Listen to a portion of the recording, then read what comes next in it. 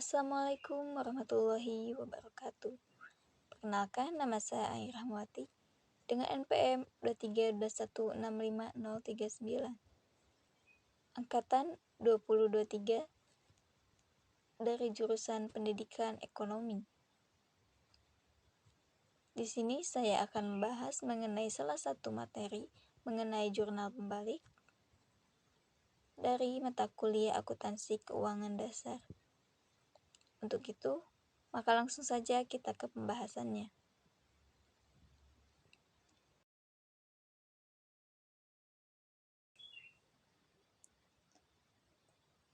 Jurnal pembalik. Kenapa harus dibalik? Lalu, transaksi apa yang harus dibuat jurnal pembalik dan apa akibatnya jika tidak dibalik?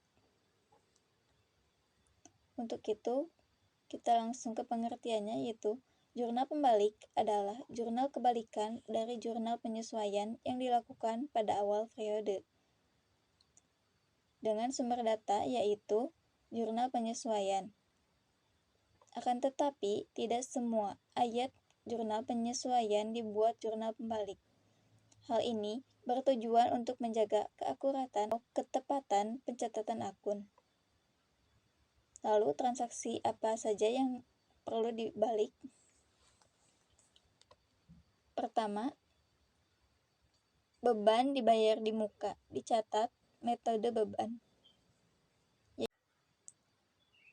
yaitu pada jurnal penyesuaian, harta di debit dan beban di kredit.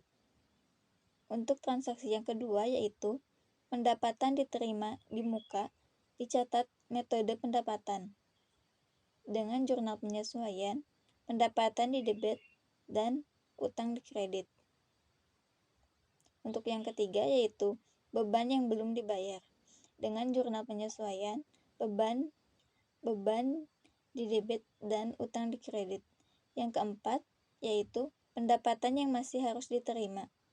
Dalam jurnal penyesuaian, di debit dan pendapatan di kredit.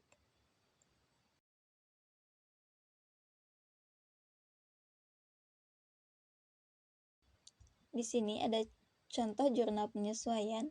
Untuk menentukan jurnal pembaliknya, kita bisa melihat transaksi yang keempat tadi.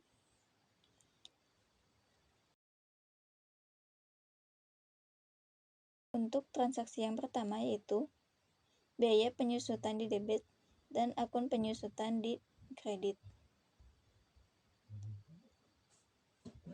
Untuk transaksi yang pertama, tidak dibalik karena termasuk harta tetap. Untuk transaksi yang kedua yaitu biaya perlengkapan pada perlengkapan. Biaya perlengkapan di debit dan perlengkapan di kredit. Ini juga tidak dibalik. Pada transaksi yang ketiga yaitu biaya sewa pada sewa dibayar di muka. Biaya sewa di debit dan sewa dibayar di muka di kredit. Ini juga tidak dibalik karena menyesuaikan beban tetapi menggunakan metode harta. Transaksi yang keempat yaitu biaya gaji pada utang gaji, biaya gaji pada debit, dan utang gaji pada kredit. Transaksi yang keempat dibalik dikarenakan masih ada beban yang harus dibayar.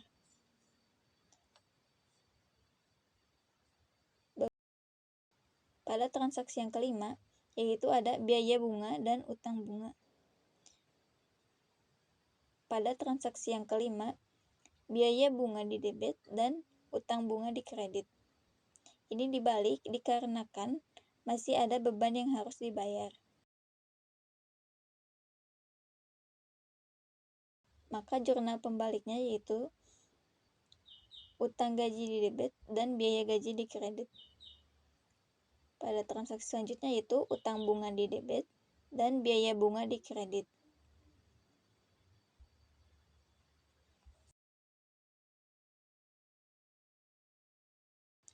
Dalam pencatatan akuntansi keuangan, jurnal pembalik dapat dilakukan maupun tidak.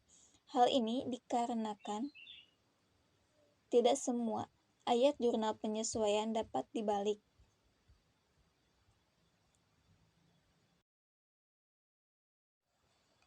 Sekian pembahasan mengenai jurnal pembalik yang dapat saya sampaikan. Terima kasih.